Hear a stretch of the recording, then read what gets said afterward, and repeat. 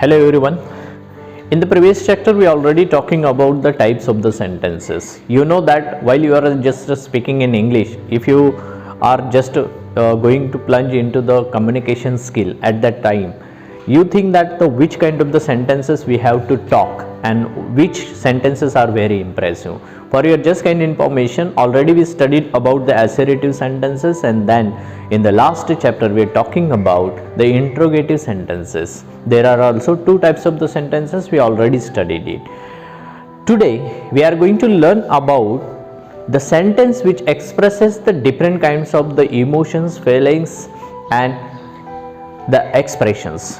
Now we are going to learn about the such kinds of the sentences, but before that, if you are the new on this channel, so don't forget to subscribe my channel. Myself Professor More. Today we are going to learn about the sentences. Those are called as exclamatory sentence. Exclamatory sentence. Actually, we already studied about the such a kind of the sentences before in some videos already. I was just talking about there are some particular words, those are having the very different kinds of the expressions. हाँ, मैंने इसके बारे में पहले ही पढ़ाया था कि कुछ ऐसे वर्ड्स होते हैं कि जिनका एक अलग एक्सप्रेशन होता है. वो अलग अलग एक्सप्रेशन देने के लिए कुछ वर्ड्स हमेशा इन सेंटेंसेस में यूज किए जाते हैं. फिर ऐसे कौन से वर्ड्स है उन्हें पहले देखना भी जरूरी. But we are talking about today, हम लोग आज वर्ड्स के बारे में नहीं बात कर रहे, आज हम लोग ऐसे सेंटेंसेस के बारे में बात कर रहे हैं. तो हमें वो समझना जरूरी है कि कौन से ऐसे सेंटेंस है जिनको एक्सक्लेमेटरी सेंटेंस कहा जाता है. But before that, I would like to draw your attention once again. See that these sentences are always started with how, sometimes with what. Yeah, how and what. Both have the very different meaning. So many times the sentences started with such kinds of the words. बहुत बार ऐसा होता है कि किस sentence की शुरुआत ये तो हाउ से होती है, कभी कभी व्हाट से होती है, या हाउ और व्हाट से जब इन सेंटेंस की शुरुआत होती है तो सेंटेंस कैसे बनते हैं, इनको समझना जरूरी है. तो today I would like to also take a example. For example, there is a sentence, how lucky I am, and there is the exclamatory mark. Now we are talking about, it is very easy to understand, but we are talking about how to identify such a kind of the sentence. ऐसे sentence को पहचाने कैसे हैं. एक तो how से शुरुआत होती है, दूसरा एक सेंटेंस है जिसकी शुरुआत मान लो कि वर्ड से हो गई.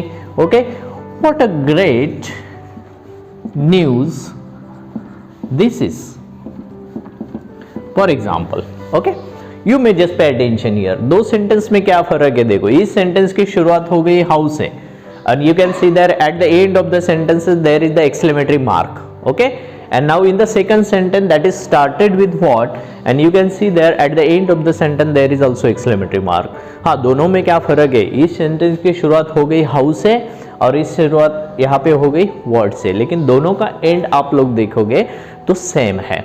वहाँ पे एक्सक्लेमेटरी मार्क है. या पंक्चुएशन मार्क्स का भी एक अपना अलग इंपॉर्टेंस होता है, उसके बारे में हम लोग एक अलग सा वीडियो बनाएंगे. कॉमा कब देना है, फुल स्टॉप कब देना है, एपोस्ट्रोफी कब होता है, और उसके बाद में जैसे कि हम लोग colon, semi colon, question mark और एक्सक्लेमेटरी मार्क, इनका एक अलग इंपॉर्टेंस है. You will only find such a kind of the mark only in exclamatory sentence, इसीलिए उनको एक्सक्लेमेटरी मार्क कहा जाता है.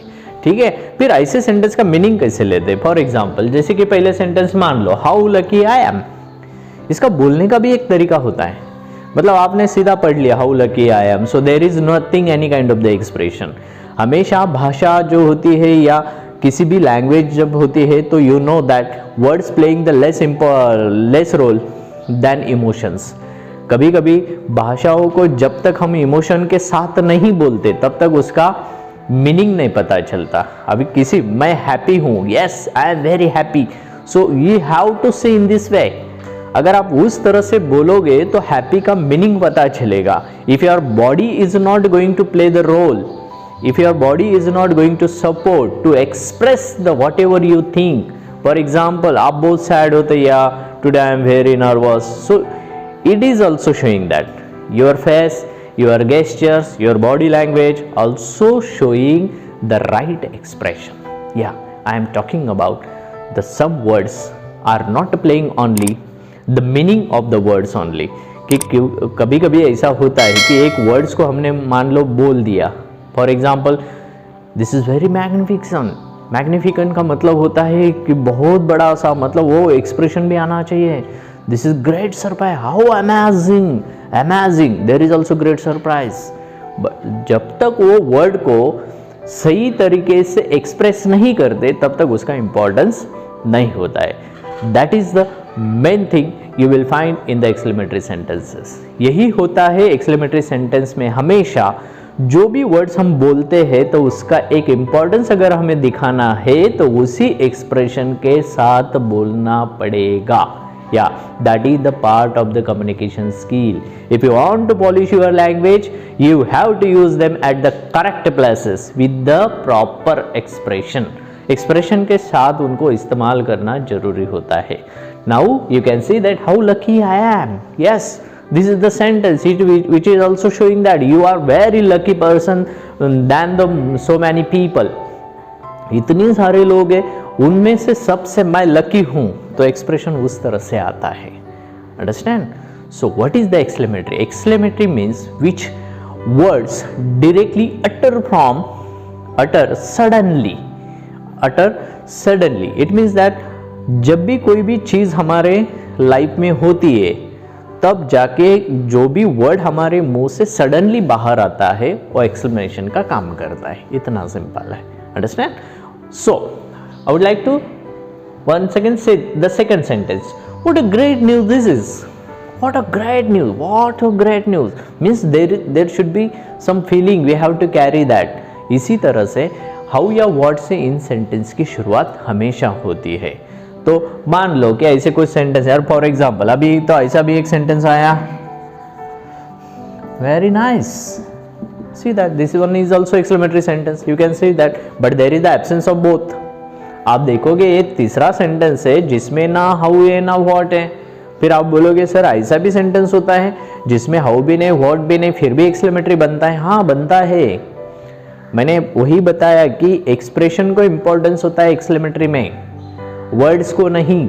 For example you can see here very nice, so you are saying that you are very content, you are very pleased, आप बहुत खुश हो गए वो देख के, फिर आपका एक्सप्रेशन आया very nice, very good, excellent, marvelous, surprise, amazing. Such kinds of the words have the different kinds of the expression. फिर बात आती है ऐसे कौन कौन से एक्सप्रेशन है जो हम लोग दिखा पाते हैं। यस, सी दैट अभी आपने इस सेंटेंस आप तो समझ गए होंगे कि यहाँ पे ना हाउ है ना व्हाट है, फिर भी एक्सक्लेमेटरी सेंटेंस है।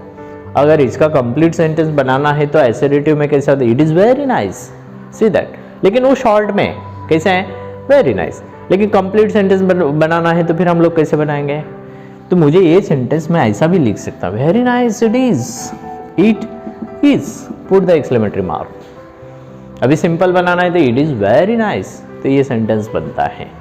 Now we are talking about which kinds of the expressions we are going to just present in a sentences. For example, happiness, you know that if suddenly you are happy, for example you just got the really great news and you are very happy and you was just eagerly waiting for that news and suddenly you got it and that time you express your happiness with the help of the word, that is happiness.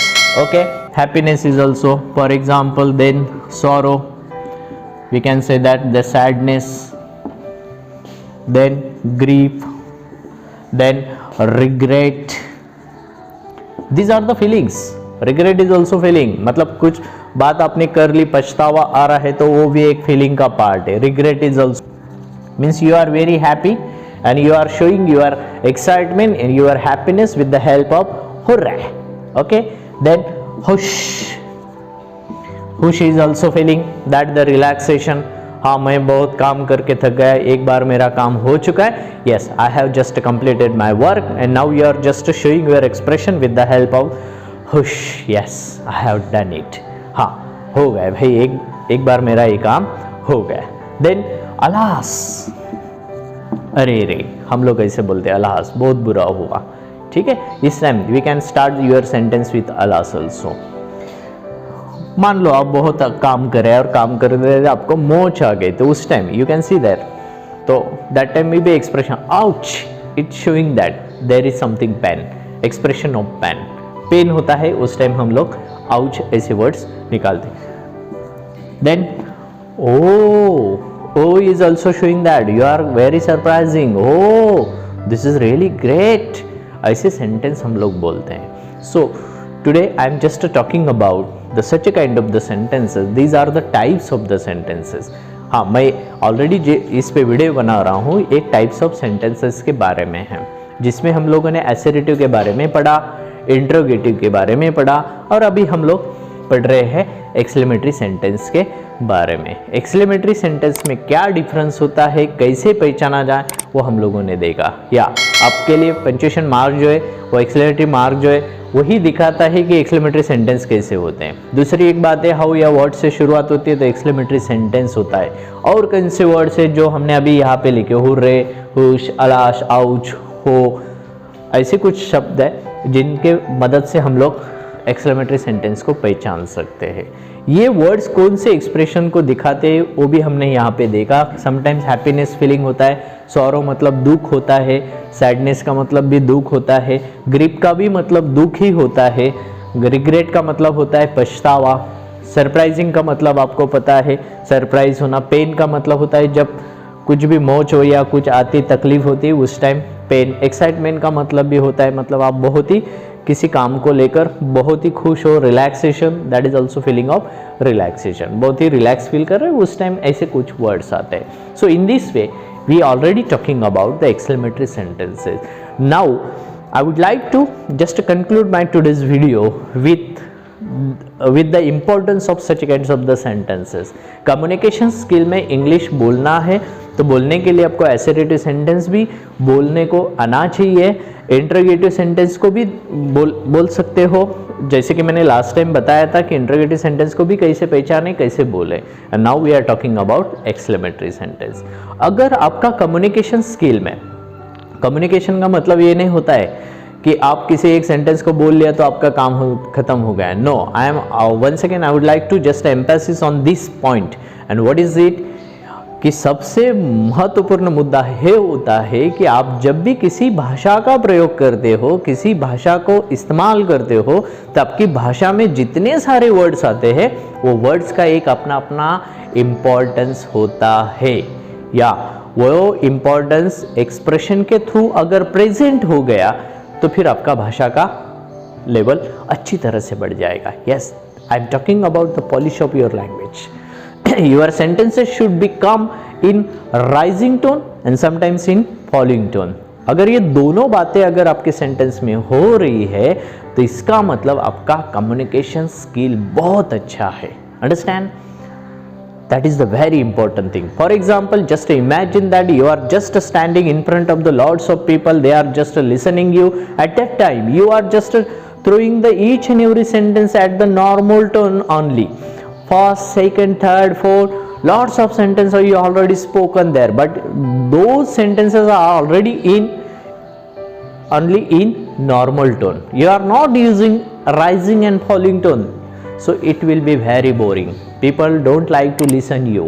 That's why I am telling you, I am emphasizing on such a kinds of the important point, and that is, if you want to communication skill, just come over to the English language. If you want to polish your language, then you have to use the such kinds of the sentences. Your communication should be consistent with the, sometimes it may be with assertive, sometimes with interrogative, sometimes will be with exclamatory sentences. Just keep it in mind and just make the practice over such a kind of sentences and find out the more example from the textbook or other reference books. You can just handle them and try to use in your daily communication. I hope all of you understood very well. So remaining part I will continue in the next chapter.